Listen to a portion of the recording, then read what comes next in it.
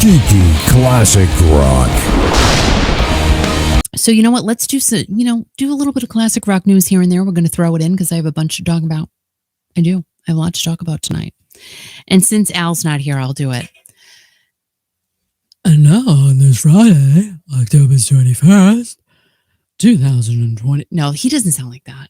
All right, wait. Let's pretend. Let's pretend. All right, I'm going to try really hard to be Al. I can't though, but Kiss 108. He does this with his ear too. Kiss 108. And now, Friday, October 21st of 2020. He doesn't do the 2020.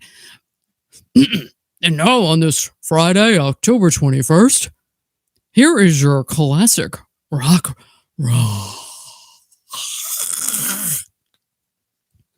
So just like everything else that's going up, concert tickets are also getting hit, and not just here, but in the UK too. They've got rising inflation as well. Now, the Glastonbury Festival in the UK gets about 200,000 people to attend every single year, and that number is always going up a bit, from sneaker inners, those gate jumpers they call them over there, but you guys get the point. Figure about 200,000 people.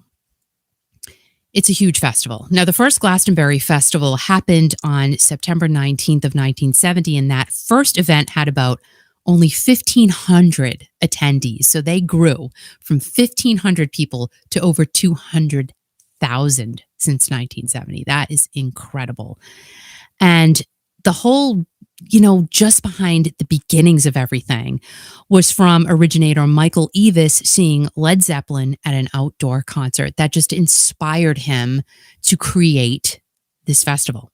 Tons of great acts performed here, and in the early days, fans saw T-Rex, Traffic, and David Bowie.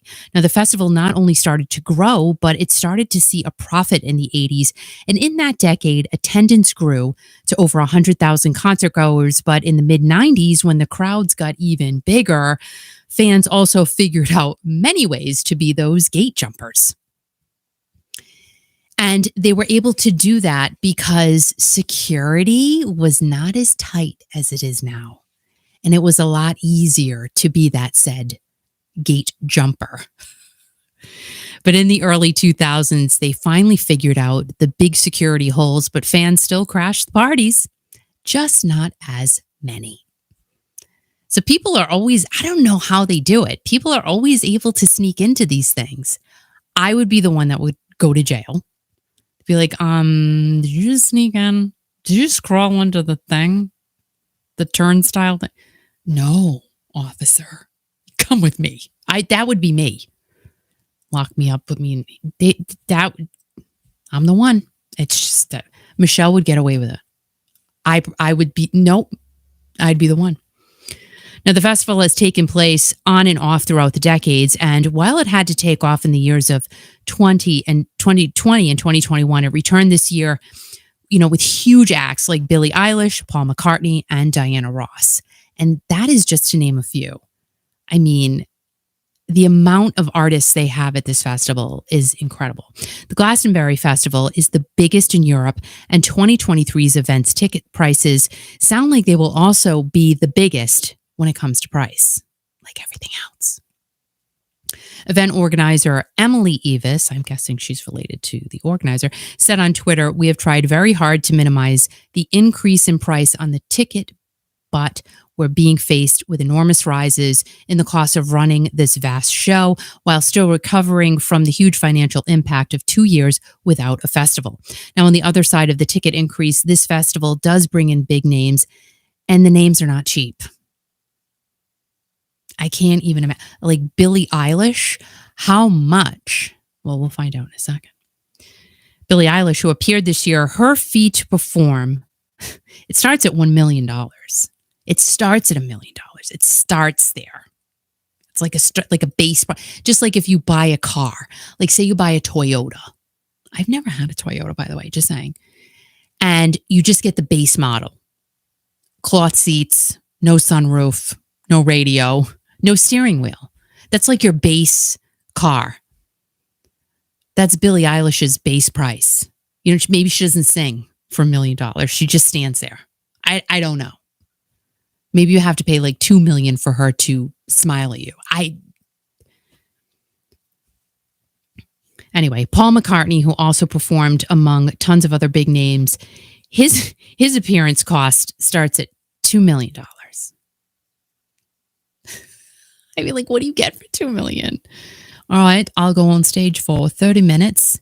That'll be $2 million, please. Like, imagine. I mean, well, he's a Beatle. He can do whatever he wants.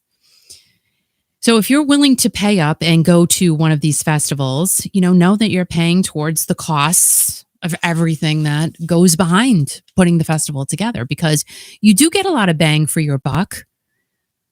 You just do. I mean, the multi-artist shows, to me, if you're going to go, that's the way to do it. Like the stadium tour. You're getting a lot for your money. You're getting 4 bands for the price of one. Glastonbury, you're getting like 1,000 bands for the price of one. So once you get into the VIP parts, though, and the meet and greets, if there are any, because let's face it, many artists are not even doing those anymore. But if you look at the stadium tour, which I was just talking about, the meet and greets, I don't know, they were like $1,000. And from what I understand, you're, hi, I love you, bye. That's what you get. I don't know, maybe it wasn't 1,000, maybe it's 500. I don't know, but still, like, to me, that's a lot of money to just not even, have an egg with someone. Like, I would want to just literally, can we sit down, get a cappuccino, kick back for a few minutes, even you could put my lipstick on, something. Give me something for that. But like a shoulder touch, peck on the shoulder, on the kneecap. I don't know, something. But you don't get much for that.